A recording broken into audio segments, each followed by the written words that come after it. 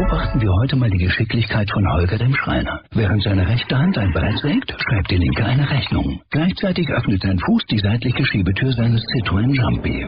Ein guter Transporter ist wie ein guter Handwerker, ein echter Allrounder. Der Citroën Jumpy schon ab 175 € im Monat. Optional mit Hands-Free Schiebetüren. Jetzt bei den Citroën Business Days. Blog Talk Radio.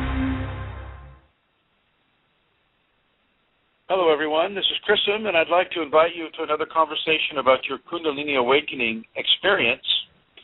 And I'd like to welcome you to this show about Kundalini and your health. And before we get going with that, I would like to welcome Santara. Hello, Santara. Hello, Chrism. And I would like to thank you, Santara, for making this show possible. You and your family in the Kingdom of Kerry in Ireland. And so thank you very much for allowing this show to exist. You're very welcome, and hello, everybody. I'm delighted to be here. Today is the June 12th, and for those of you who know about the Kundalini community on Yahoo groups and Facebook groups, we're in the middle of a Shaktipat period. Actually, we're at the beginning of a Shaktipat period with the sending of specific frequencies of energy, energies of awareness, and of the Kundalini itself. And so I'd like to welcome many of you who are participating in that to this show today. I would like to say thank you, of course, to Santara, but also to Eileen Laurel, and to Glenn Ola, and many of the other people who assist in producing different areas of receptivity for this information to be given. Eileen Laurel in her community development, Glenn Ola in his website maintenance and development, and of course, Santara with this radio program. So thank you all for coordinating and participating in the Kundalini awakening information being given out in this way. So with that, I would like to let you know that you can, of course, go to Kundalini Awakening Systems 1 at yahoogroups.com. You can also go to Kundalini Awakening Systems 1 on Facebook, Kundalini Awakening ! On Facebook, and you can participate in those communities in discussing this type of information. For healing, you can go to the Kundalini Healing on yahoogroups.com or Kundalini Healing on the Facebook groups.com, so that you can participate in those areas, either in the giving or the receiving of healing in those areas. There is a YouTube channel, and that is at Chrism O Kundalini, but that's the Chrism Zero Kundalini on Facebook. And so you can see there's about 245 videos for you to review at your leisure. I'd like to welcome the people who are here now, guest 2631-2778. So hello, and guest 2710, I'd like to welcome you as well. Thank you for listening to this show live. I would also like to acknowledge and thank those who are listening to this show in the future, in the archives. Hello to all of you as well. And I'm going to go ahead and begin. This show is about Kundalini and your health. Basically, the first premise that I want to introduce you to are the 5 bodies of human expression. This would be the physical body, the emotional body, the mental body, the psychological body, and the spiritual body. Kundalini awakening or activation will begin to affect all of these bodies, either in a single fashion or a multiple combination event fashion. Multiple combination, I mean, the physical body and the emotional body may begin to respond at the same time. Oh, just so you know, because I think this phone will pick it up. we have somewhat of an animal rescue center here at the ashram, and so you're going to hear birds and maybe some dogs and things like that, so don't let that throw you. Also, a phone may ring here, and I apologize, but that does happen sometimes. It won't get answered, but it will. You will hear the sound. Much of the time, the Kundalini will take the combination approach. Your emotional body will typically begin to manifest itself upon the physical body, which will manifest itself upon the mental body, which will manifest itself on the psychological body. The spiritual body, being of a higher frequency, a higher expression, will often observe and become the effect after the other four bodies have gone through the changes. The spiritual body pretty much knows what's going on. Okay, the other bodies really don't know what's going on unless they're tuning into this radio program, or they've read it in other books or other sources of information. I am certainly not the only source of information, but I have to say that I am one of the very few sources of this kind of information. I don't bring in religious belief systems so much because I know the Kundalini. The Kundalini is beyond a religious belief system. All religious belief systems end at Kundalini. I mean, all roads lead to Kundalini, so to speak. All religious paths lead to Kundalini, and so for me to adopt one or another would not be appropriate within the context of Kundalini. So you'll get a lot of information, from the Sanskriti and from the shamanic and, from the mystical Christian, mystical Buddhism, mystical Islam, which would be of a Sufi origin. You'll get a lot from the ancient Chinese, the Taoists, and the many different belief systems in the Chinese paradigm. And so I just want you to know that Kundalini surpasses these things. That it is the end point where many of these belief systems will end, if not all. So for me,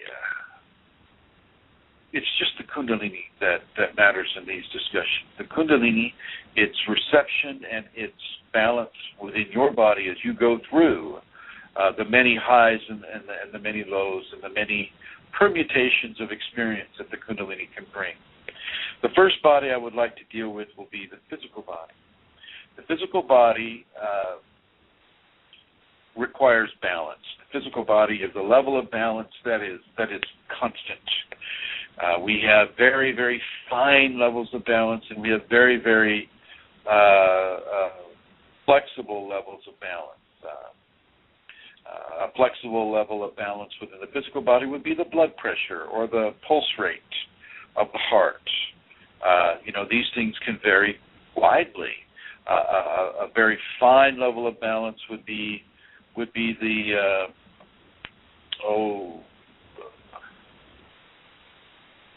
alkaline acid balance in the body. Okay, and that would be a finer level of balance. And say the balance of the muscles in the eye, so that the eye can see the way that it needs to see, without, say, one eyeball deviating from another. So the muscles there need, they're at a very fine balance. The Krebs cycle is another fine balance. And so, there are many, many, many different levels of balance within the physical body. The Kundalini will affect typically the endocrine system first. This will have to do with all of the glands and all of the hormones that come through. It will have a tactile effect on the physical body. It will feel as if goosebumps or each hair follicle is coming alive as a serpent, or it'll feel like electric insects are crawling all over you. Not in a bad way. It actually is typically quite pleasurable, unless your fear of this new symptom is scaring you to the point where you can't have the enjoyment. Fear can displace enjoyment. So so as you feel these physical symptoms coming along, you can expect certain physical health-related scenarios to develop. Your blood pressure could go through the roof, or it can go through the floor. You'll go to the MDs, and your heart rate may be going, really, really, really fast, and they'll measure this, and they'll look at you for a cardiac issue, or a hypertension issue, and so these types of physical anomalies will come to a person within the physical aspect of the Kundalini awakening scenario. So be aware of this, and don't freak out over this. Don't have a fear or a panic attack over this. It's easy to do. It's easy to do, but just a little bit of knowledge goes a long ways in the early aspects of the Kundalini effect upon the physical body. The physical body may feel temperature changes, hot, cold. You may feel a breeze on your face that is coming from absolutely nowhere. You may begin to feel muscle groups stiffening and strengthening in ways that are not easy for you to find causation for. Okay, you may have the kriyas. The kriyas, are forced body positions given by the Kundalini to help its infusion upon the physical system. You may have many, many different things. Even a vision, a waking vision, will have an effect on the physical system, because the physical system can experience fear. Fear has a definite effect on the physical system, and even though fear is also an emotional quality and somewhat of a mental quality, definitely a psychological quality, it will have definitive effect on the physical systems. And so, of course, I counsel you to eat your watermelon and to stay hydrated and to realize that the Kundalini is expanding your adrenal systems, and pushing adrenaline into your bloodstream, which is the fight or flee response, and yet you have nothing to fight or flee, and so your ego mind will begin to create scenarios where you can fight or flee, scenarios that don't truly exist in reality and are typically fear-based. So know this and understand this and realize this, that the Kundalini is affecting you in a very, very tactile, real, physical way on the physical system. It is not, this is not imaginary fairyland. This is not something that you have to have faith in. This is a real, absolutely real, tactile, physical experience that occurs on the physical body. In many ways, the physical body can get thumped with this. And, it's a thumping that is tactile because it has to be. It has to be tactile. It's a real thing. In many cases, we're so used to the New Age and some of these qualities of belief system where, have faith, my child, and this might come to you. And, of course, you have faith, and it never comes. Okay? Never comes. You're always having that faith, but it's never coming true for you. Well, this isn't the way with Kundalini. Kundalini, you don't have to have faith. It doesn't really care whether you have faith. It's there. It's there, it's real, and it's happening to you, and you will feel it. Typically, it is not subtle. Sometimes it is. Sometimes it's subtle, but typically, certainly at the beginning, it is not a subtle experience. And as the physical body begins to manifest its symptoms, so will the emotional body. I'm going to move to the emotional body now. So will the emotional body also begin to manifest its symptoms. Okay, the emotional body will often just go straight into fear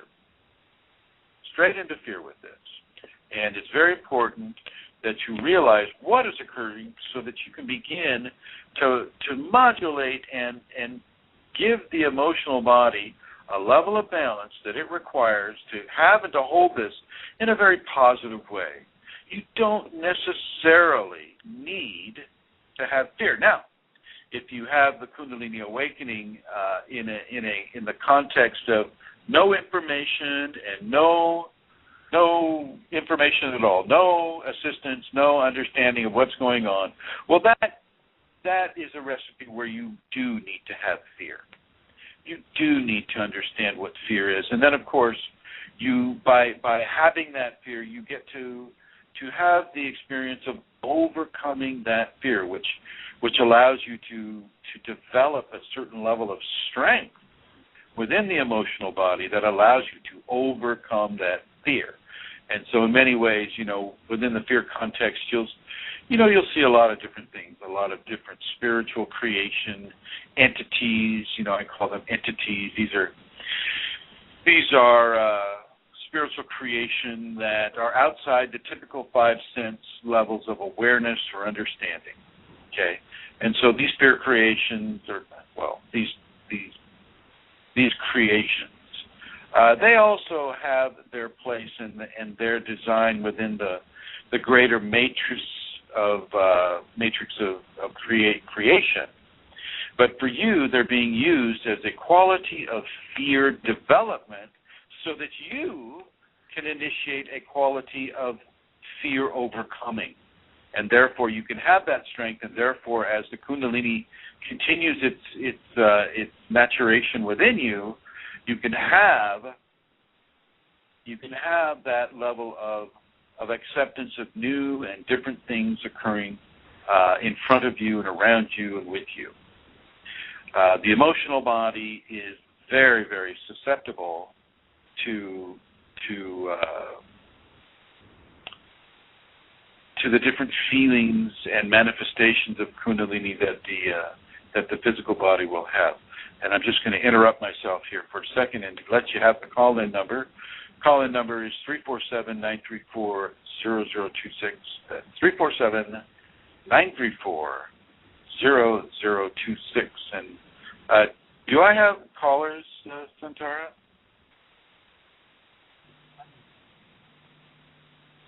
Hello? Santara, hello.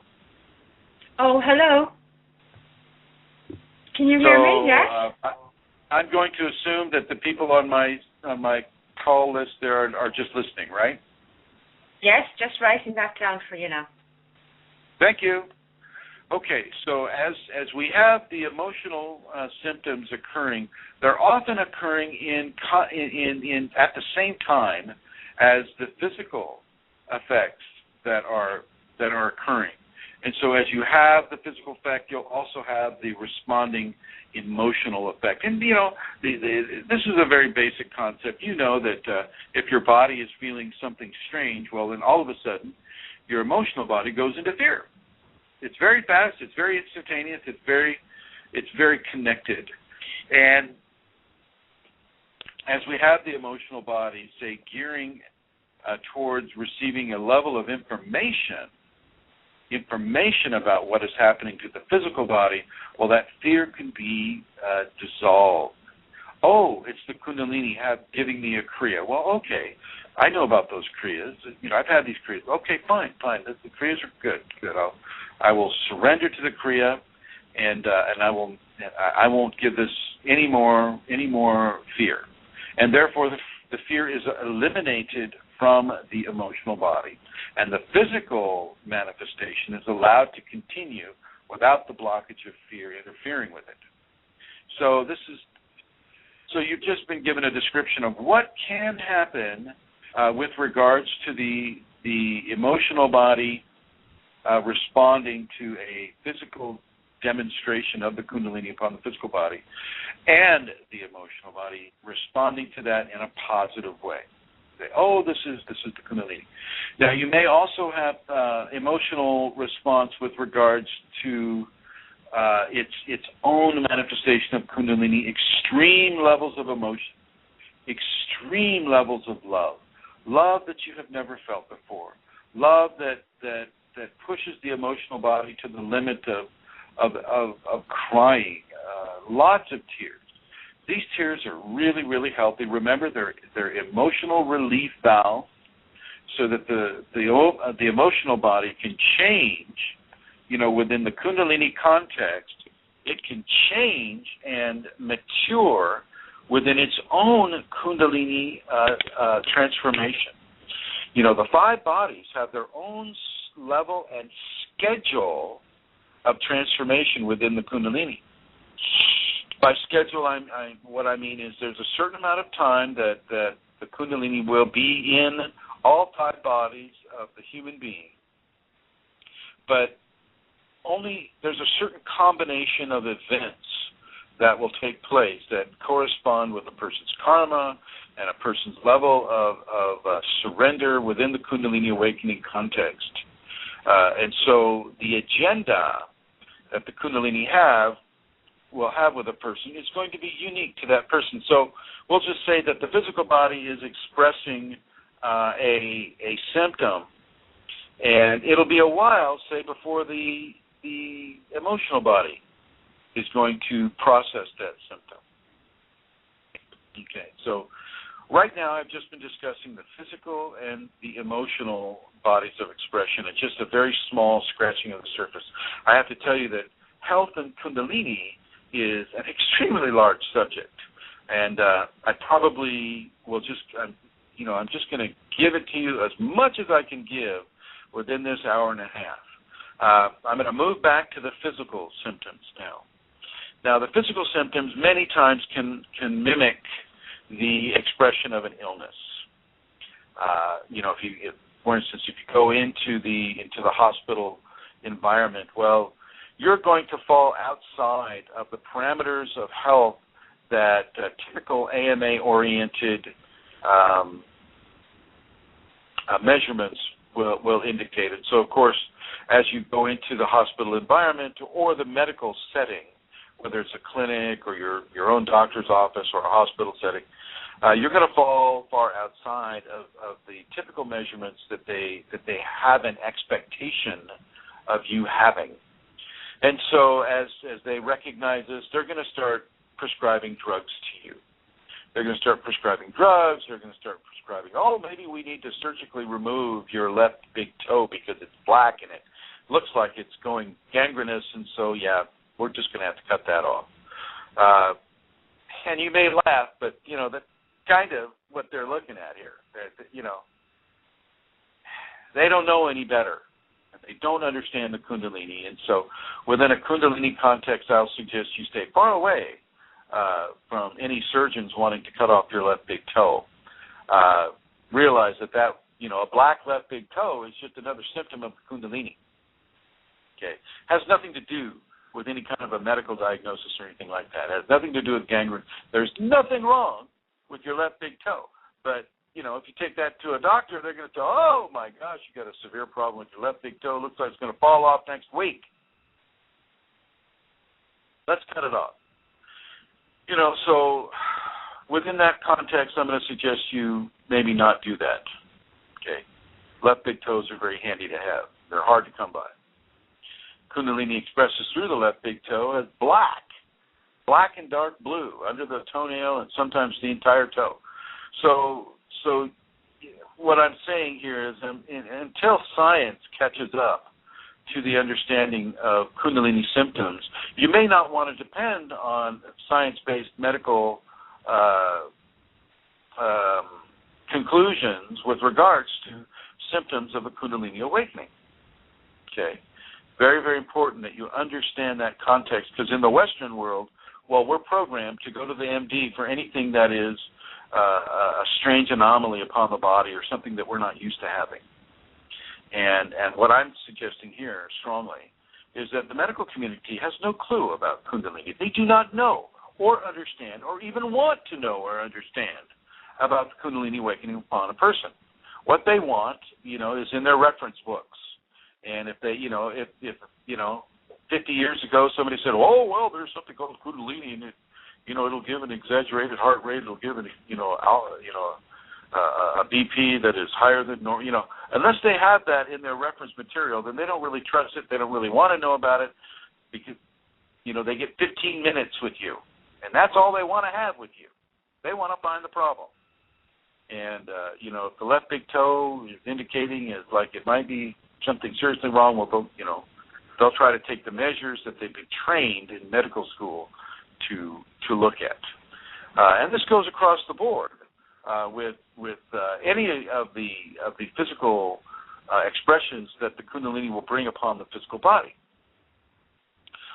You know, at a positive level, your immune system can be vastly improved. Vastly improved. You know, for years I would work at hospitals, and I'd go into different hospital rooms, and I knew that even though I was surrounded with all this disease, and, you know, basically, here's one thing you need to know about hospitals. They never clean the ceiling.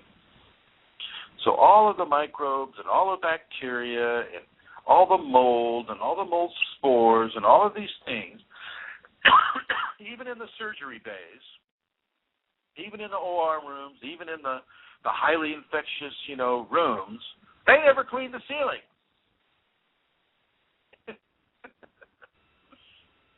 Ceilings don't exist for them, I guess. So the scenario is you get all of this collection, you know, in the ceiling of the hospital or the clinic or the doctor's office that never gets cleaned. It stays there, fermenting or doing whatever it needs to be. The MRSA, you know, the MRSA bacteria. Oh, well, how does that get in the hospitals? And oh my gosh, how should we control? You know, it's there on the ceiling. Anyway, so the Kundalini can greatly expand your immune response to the degree that you won't get sick, or to the degree that you can feel your Kundalini going after a certain microbe, not necessarily killing it, but changing it so that it's not harmful to you. Once again, you know, Kundalini brings an idea of ahimsa, ahimsa, ahimsa, Sanskrit word for doing no harm. Do no harm. Well, it does no harm either, but it will change things so that it's not harmful to you. Okay. Now, some things it wants you to have. So for some illnesses, it will want you to have illnesses. It will want you to have that flu. It will want you to have that, you know, for me, you know, it tells me to leave a high-dust environment.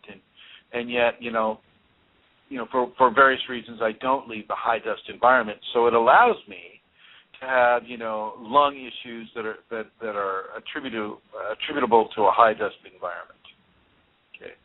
And so it will allow that to occur. It's a smart energy. It's a conscious energy. It knows you. It knows what your choices are, and it tries to give you better choices. Okay, so within the understanding of the physical system, the flesh body, the Kundalini will change you. You know, many people end up in the emergency room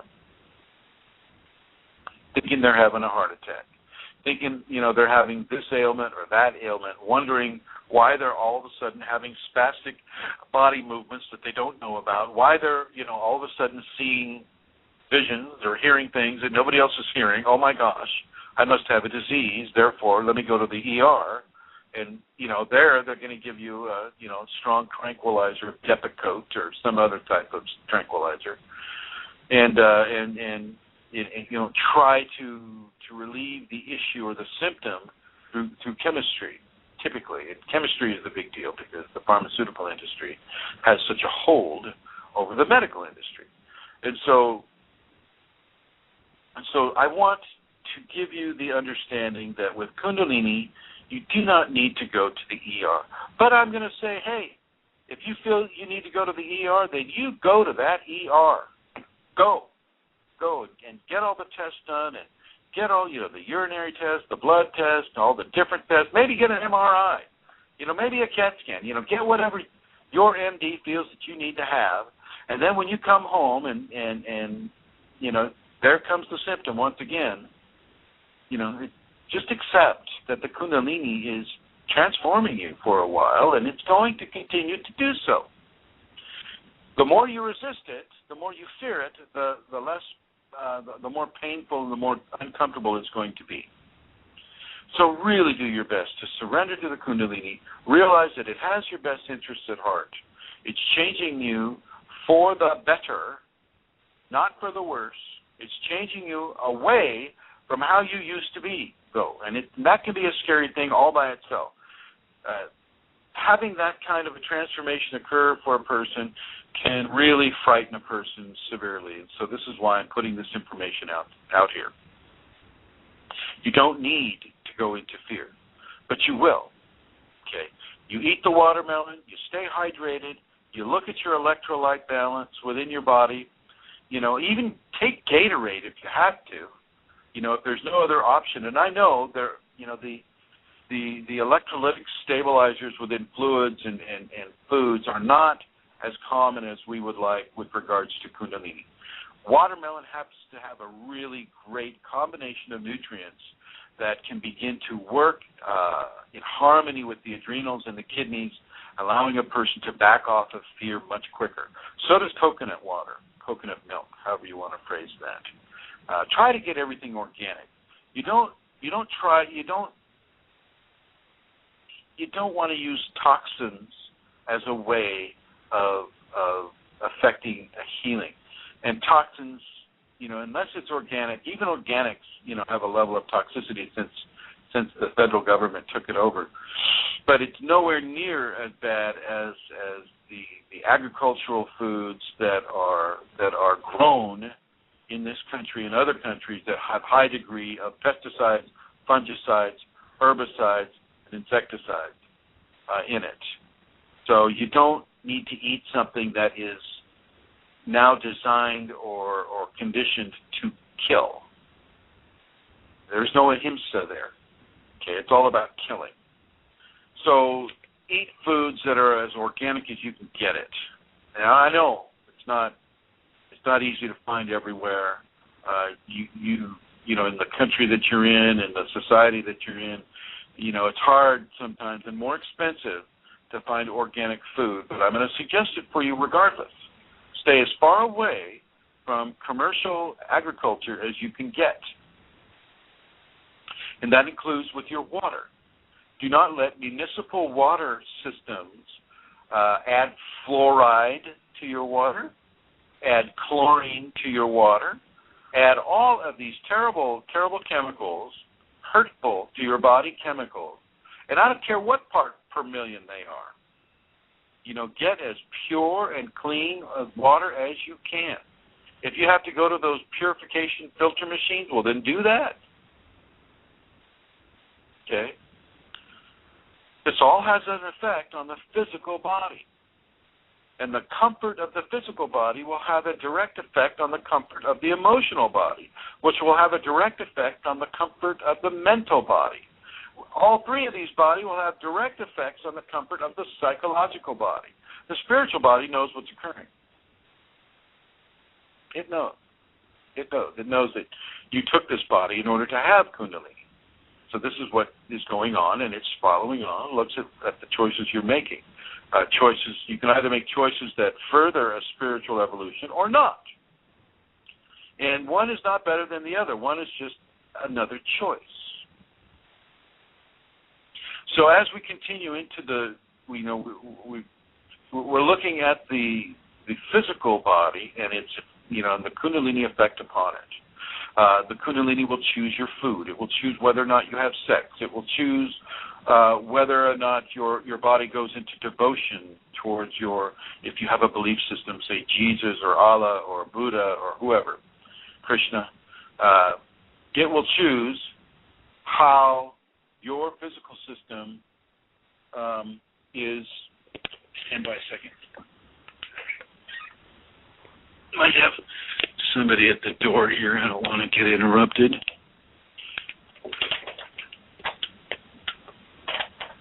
Good. It will choose how your body goes into its worshiping, how how that body worships, or whether or not that body worships. Okay, Kundalini will take control over the body to a very large degree. As much as you can, surrender to this, allow it to occur. Allow it to occur. And in many ways, it will cross the cultural barriers that we've been raised with. You know, we've been raised with, okay, a certain type of spiritual practice is right, and a certain type of spiritual practice is wrong. Never do that. Never do this or that with a spiritual practice or a spiritual teacher or a spiritual book or a level of understanding. And the Kundalini will just step right over that and send you into these zones of taboo, and say, okay, practice this practice for the next 6 weeks. And yes, I know it's extremely taboo, but do it anyway. Do it anyway. Kundalini doesn't have the fear issues that our society produces within many of its population. And so on a physical level, whether or not you're able to go into meditation, whether or not you're allowed to go into prayer, and what kind of devotion or prayer and meditation occurs will be controlled by the Kundalini. Typically, if the Kundalini doesn't want you to meditate, you'll never get there. And if you try to force the issue, sometimes people have felt like a hot knife going into the top of their head. And the reason being is that meditation, even though it's not an activity-prone expression, it will bring more energy into the system, and the Kundalini will finally say enough. And this body has enough energy, you will not be allowed to meditate, because that brings in more energy. You know, everybody, from a 5 sense understanding goes, oh, well, meditation is so relaxing. Oh, my gosh. How could that bring energy in? Oh, my gosh, that's so wrong. You know, I like to do yoga because it relaxes me. You know, we don't understand that it has an energetic, generative component, just like meditation, just like prayer. And so the Kundalini will hijack those systems and say, no more meditation, no more prayer, no more yoga, no more 5 Tibetans, no more, any of the spiritual practices like, say, Qigong or Tai Chi or, no more of this or that, no more whirling around like a dervish. Okay, you don't get to do that anymore. God says you have to stop. And when God speaks through the Kundalini to you, well, that is what you will do. And if you resist, it can often cause physical and emotional pain. I want that to be clear with you. You may think that you're in control of your life and that you're pursuing a life that is based upon your choices and your decisions and your influence and your control. And when you have Kundalini, all of that control goes away. Or as much as it wants to have that control go away, because it will even decide how much control you get to feel that you have, so that you can make choices. It still wants you to make choices, but it's teaching you what the right choices are to take with regards to the Kundalini infusion within you, the transformation within you. And this has a direct effect on how you perceive your self-image. And your self-image has a direct effect of how you perceive your wellness, your personal wellness to be, which is a reflection on how your physical health and emotional health and mental health are balanced within you. Kundalini takes control of all of these. All of these. Now, your ego, your psychological body, is going to want to reassert its control all the time. The ego will feel the energy and it will, I feel so powerful, I feel so strong, anybody stands in my way, I'm just going to obliterate them. I'm just going to beat them up. I'm just going to kill them. I'm just going to do all of these, terrible things. And the Kundalini is just looking at that, just looking at like we would look at a 2-year-old, going, okay, all right, I'll let him have this for a little while. let him dance around with that for as long as it takes to get a certain level of infusion with him so that he's comfortable with the infusion. And, he can express all his ego right now and get that out of the way. And then it'll step in and it'll begin to modulate that person towards, say, a more refined aspect. But not to say that the initial expression is wrong. We're not drawing a judgment here. We're just outlining an evolution. We're outlining an evolution.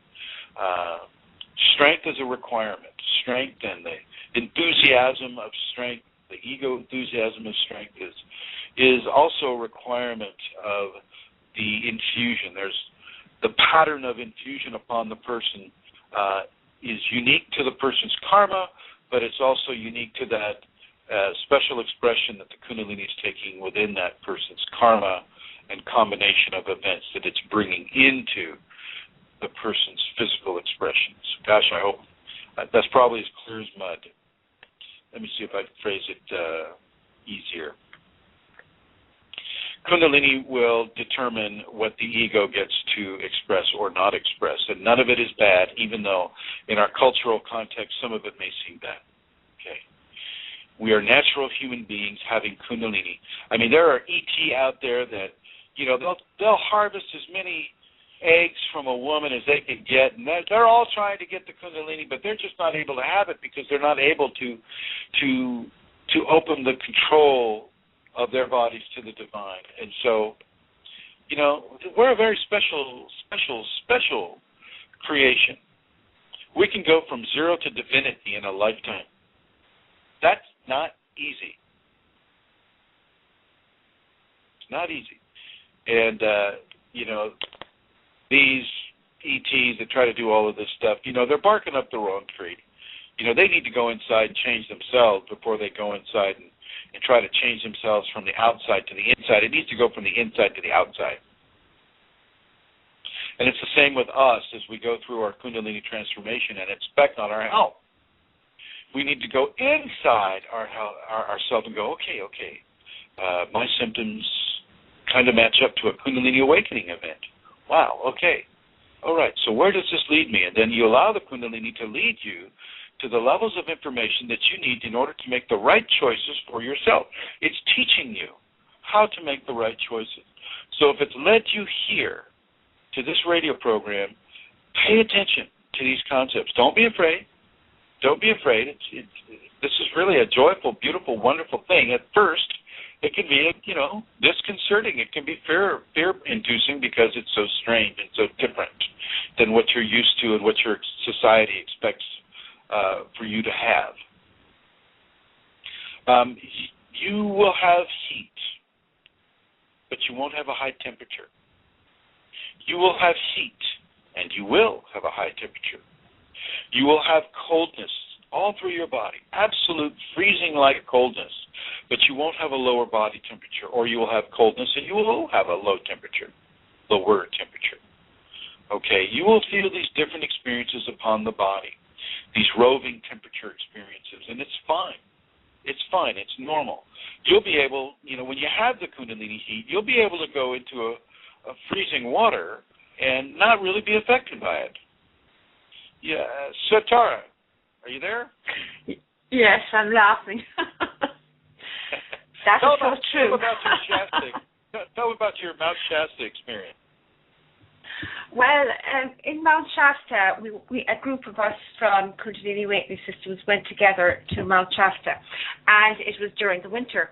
And the top of the pond that we were about to swim in was covered with ice. I mean, this was thick with ice. And we cracked the ice, and I was able to just go into the water and remain there for quite some time and not be in any way cold. Because Kundalini, I mean, okay, when you go in, you feel the cold, you're aware. I was aware that it was cold, but I was not cold because my body was just kept so warm by the Kundalini. It's quite an amazing experience. And that has happened in other places too, but that was the most extreme environment that I was in. And so Kundalini sure does that to the physical body. It's amazing. Yeah, absolutely. Thank you, Santara, for sharing that, because it's so true. I'm trying to ask you a question about pain, if I may. There was two things came up to me while you were talking. One is about pain and, how pain manifests in the body. And is it always about not being in balance? Is it a communication from the Kundalini to us? Could you say something about pain? And the other thing was about tiredness, extreme fatigue. Okay. Oh, that's good. I'm glad you mentioned extreme fatigue. Well, let's go with the pain first. Pain is a form of communication. That's all it is. It's a form of communication from the body to the consciousness, or in our context, from the Kundalini to the consciousness. Pain is necessary to tell you that one, transformations are occurring. An event is occurring on your body that is, if it's from the Kundalini, then the pain in your body is from the different, say if you're having a lot of kriyas, well, you're going to have pain from some of those kriyas because your body's not used to being torqued and twisted that way. Not all the time. Sometimes the Kundalini will erase the pain from your sensation, but at other times it'll keep it just so that you can know that there is a cause and effect based upon what is occurring with you that places you within a 5-sense understanding of A plus B equals C, and so that's a comforting thought for a person, and so the pain serves as a way of keeping a person sane within this transformation, and because it's a familiar equation. Pain with the Kundalini, associated with well, give me a context, Santara. What kind of pain are you talking about?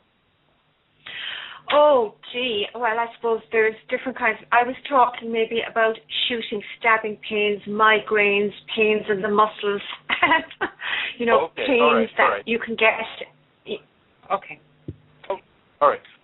Yeah. So the person that would have migraines or shooting pains, this is the transformation of the nervous system. This is the nervous system being wired from, say, a 12-volt system to a 12,000-volt system. Sometimes there's going to be pain associated with that. And it's the same with the migraine scenario. With migraines, once again, the system is being upgraded. The chakras are receiving much more energy. The expression of the energy is coming from a within to without equation. And this intense buildup of energy can have a painful effect on the body. It's typically transient, though. It doesn't stay. You'll feel it for a certain amount of time, then it goes away. Typically, you won't be able to take a medication or aspirin or something like that. Won't typically be able to help you. But it is there. Is this another caller? Do I have a caller on here, Santara? Oh, I see you're talking with them. Okay. So the pain is typically transient. It will come and then it will go. Sometimes it will come back again, but it never becomes a chronic pain unless, of course, you do something to try to make the pain, force the Kundalini pain to go away, and then it may stay longer. With regards to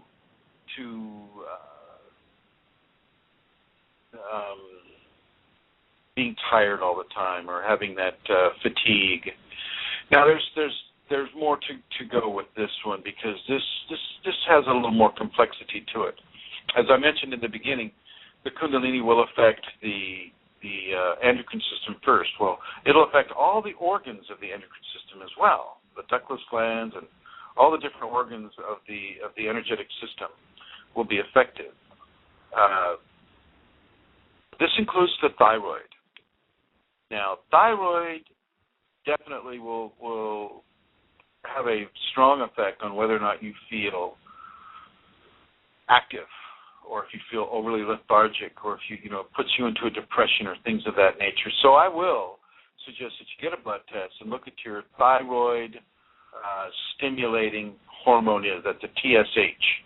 So I will suggest that you go and look at your TSH and then look at the T3 and the T4, which is another thyroid expression that comes through. So look at the TSH, the T3, and the T4 in that blood panel for your blood test, and see what those levels are.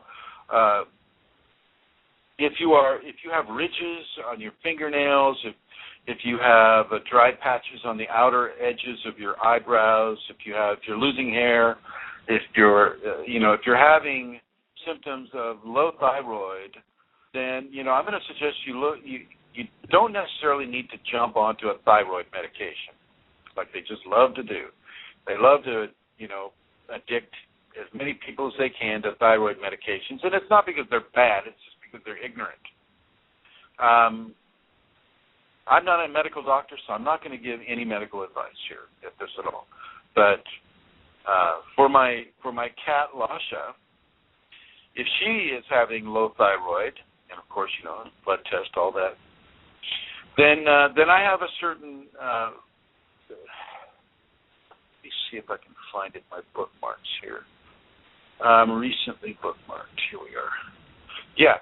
There's a form of oral iodine that can be taken. One is called Magnescent, MAGNASCENT.com.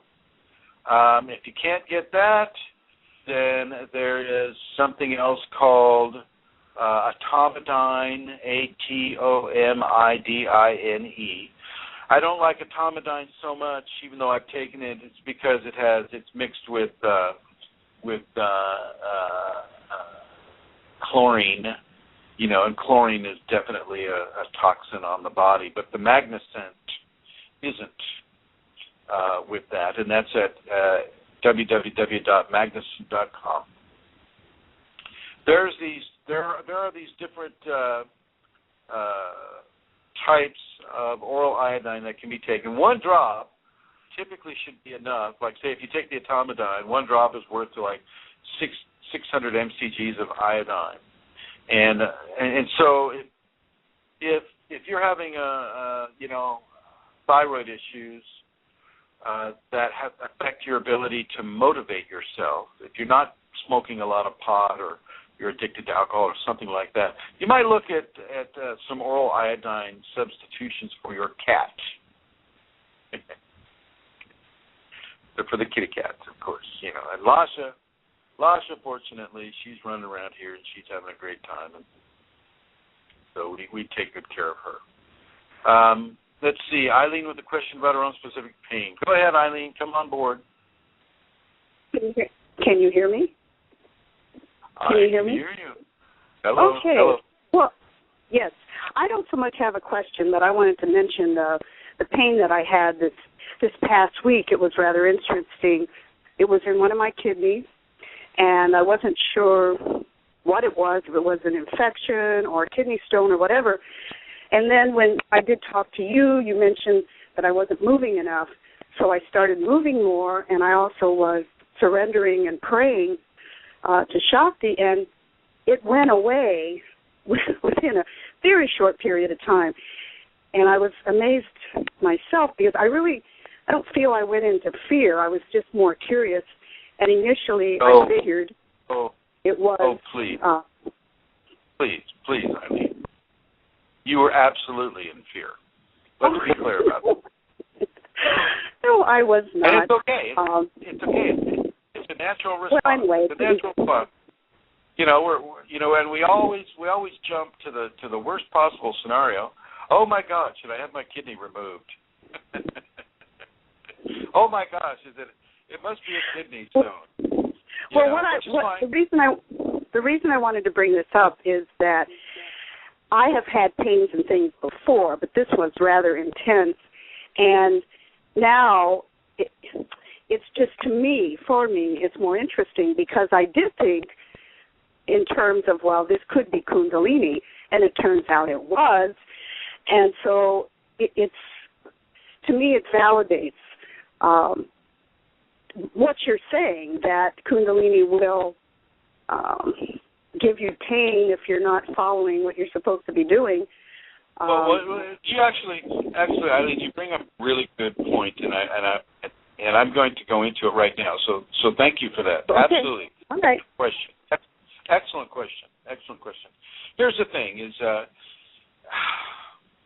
oftentimes as we go through the transformation, we get a little confused about how we're feeling and what to do and what not to do, and we're not used to listening to an intuitive communication, and so we fall back on our own ego, our known communication vector, and oh my God, I only have 5 minutes left. Oh jeez. Okay. I noticed that. Yeah, sorry. This is amazing. This has gone so fast. Okay. So anyway, it's a stagnant energy response, and that means that you're just laying around with the Kundalini, and that will have the effect on the physical body of bringing you pain in your joints, bringing you pain in your muscles, bringing you pain in general, but also you're going to be going, oh gosh, I don't really feel like getting up and moving around. What you're going to need to get up and move around. You're going to need to interact with the environment. Go move around outside is better. Barefoot, do your Tibetans, do your yoga, do your meditation outside. Do these things, and this can really begin to alleviate a stagnant energy response. Volunteer somewhere. Go to the food bank. Go to a place where you can help other people. But move around. Get off the couch. Get out of the bed. I know that your ego will want to keep you there because it's safe, it's comfortable, all of these things, but you need to avoid a stagnant energy response. And often it will hit you in the kidneys, like Eileen mentioned. You'll feel this sharp stabbing pain somewhere in your abdomen. And it is an indication often within a Kundalini context of a stagnant energy response. And so really, really, really look out for that. Don't hang out in front of the TV. Don't hang out. Don't go into meditation every time you want to interact with the Kundalini. Get outside. Get moving. Do the work. Walk around. Be with people. Here's the thing. In the West, we don't necessarily have the opportunity to just, strip our clothes off and go out into the jungle. Here's that phone. We don't have that opportunity. Our jungle is our society. And so we keep our clothes on and we go out there and we learn how to interact with our society whilst having a Kundalini event. Now, what I think I'm going to have to do is I'm going to have to go Kundalini and Health Part 2 because this was nowhere near enough time for me to really cover this the way I want to cover it. And let me tell you, I only touched on the emotional body. I hardly touched on the psychological or the mental bodies, and so I really need to, we got to go in there. We got to go in there. This one has been mostly about the physical body and slightly about the emotional body.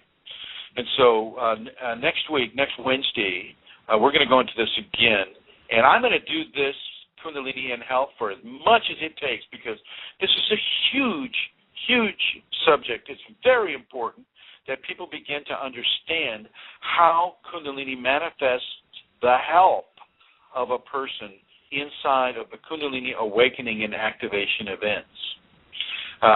So yeah, do your best. As with Eileen's question, it was more about a stagnation event. She's got a bad knee, and so as the Kundalini is healing her knee, she's not really able to move around as much as she would like to. She's usually driving around, moving around, walking around, interacting with people, doing all these different things. Well, she's got a lot of downtime right now, and maybe she's getting a little too active into that downtime.